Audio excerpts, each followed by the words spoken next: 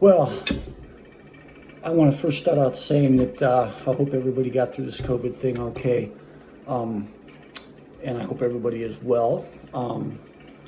Roger, Lewis, Noel, anybody else who was affiliated with BB King, I hope everybody got through it cool. But the thing that, about me, I've been playing music 45 years, over 45 years. I've played a plethora of different places. I've lived in LA, Vegas, Orlando, Miami, been all over the world with cruise ships. But I've played every style of music you can imagine, from jazz to funk to R&B to Dixieland to traditional Eastern European, believe it or not. The band I was in Epcot, we did nothing but traditional Eastern European music. No music and everything I had to learn by ear. And that really, again, that just upped my education even more in music, made me appreciate different styles of music with the type of band it was. And I I'm just passionate about music, man. After a year, I really want to play again, man. It's that simple. I just want to play. I want to play my saxophone again, man. That's what I do for a living. That's what I enjoy.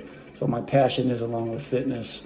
I'm 65 years old. Try not to look or act my age. But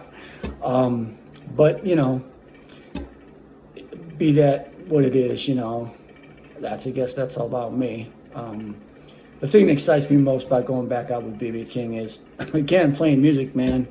All different types of music and different styles of music, and playing with different guys, man. And, both bands I was with after 2 contracts were just killer, man. Just killer, man. And, I really enjoyed my time out there. The itineraries are cool, but I'm more about playing the music, man. That's what it's about for me, Another skill I like to prove upon, my plan for doing so. I want to have the discipline to be able to play a lot of saxophone solos per the album. I'm a jazz player, so I got a tendency to change things, as a lot of people know. But I got to have the discipline, man, to play the solo exact, and that's what I really want to work on, and also getting the parts completely and totally like the recording. That's something important. And man, I just realized I still got my sax strap on, so let me take that off. Okay, so that's off. My working style, I'm a very hard worker. On the first band I was in, I used to stay after we got done playing and learn my parts in the break room, sometimes till 5 in the morning. And the beautiful thing when you're out there is you can sleep till noon, So I'm just a hard worker, man. I'm disciplined. I'm consistent. I want to get things as close to perfect as possible. I'm a perfectionist in that part. Very hard on myself. Really just dedicated to whatever job I'm doing musically. I'm going to do the best job I can. And like I said, I'm very hard on myself, and I really want to do the best job I can. Oh, wow. Talk about a time when you had to work closely with someone whose personality was different from yours. Man, every gig I've been on, there's been people with different personalities. And I try to just treat them like I want to be treated. Try to be as professional as possible. Try to communicate is very important. Try to get to know their likes and dislikes and why we have differences, Man, everybody can't be like it. Everybody's got differences, man. But you have to learn to, adapt to everybody you work with, because being on cruise ships, being in bands, anything, musicians got egos, man. It's that simple. I got an ego, I'm not going to lie. But I'll tell you, that is a really hard part of the business, man, dealing with somebody with a huge ego. So that's how I deal with it. I hope that answered that question. Give an example of a time you faced a conflict while working with a team. How did you handle that? Well, wow.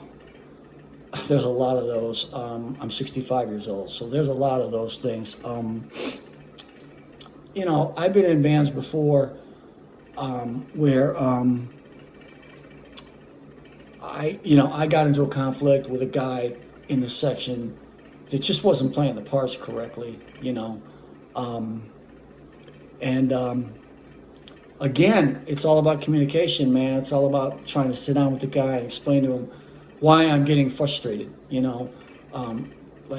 man, can you try playing it like this? Can you try to change it a little bit?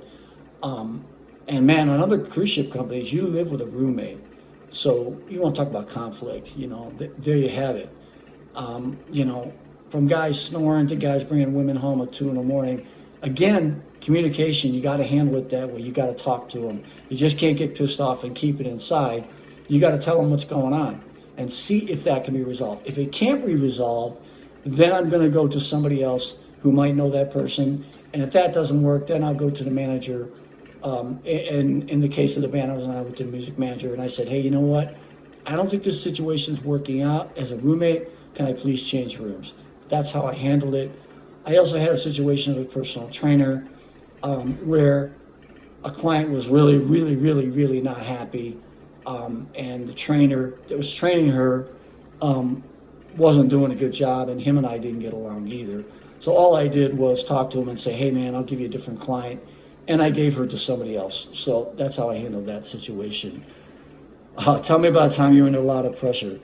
Wow. My first night with the BB King, my first BB King contract, I was called in an emergency situation where the guy split, and Lewis needed somebody really quick. So I had a week to prepare, which, as anybody knows who's done that gig, that's not enough time to prepare for that gig. So I had to learn on the fly, man. I had to learn that night. I mean, I walked in that bandstand that night, and I've been in horn sections all my life, so I just let everything I knew. I tried to do everything I could to remember the parts that I played. I listened to the trumpet player, who was a huge, huge help to me.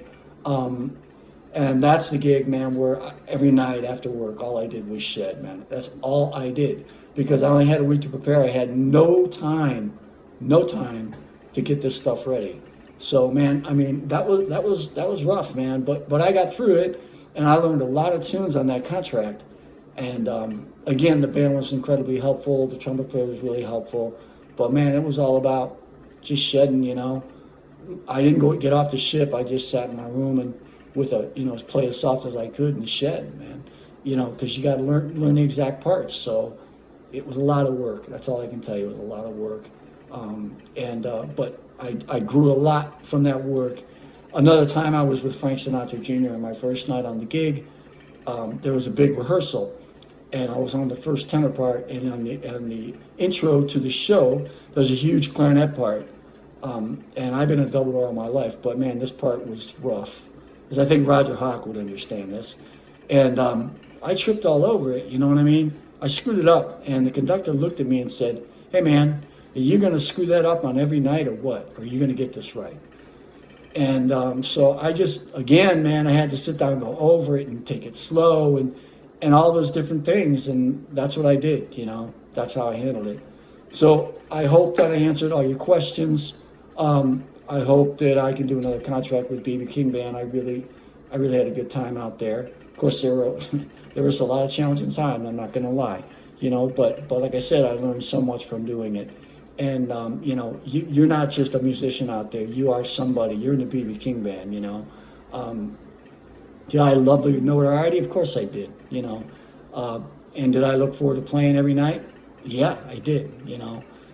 So, like I said, I'm glad everybody's well. Let's start playing music again, man. That's what it's all about. This is Kenny Stumpf, alias K Smooth, signing off. Thank you.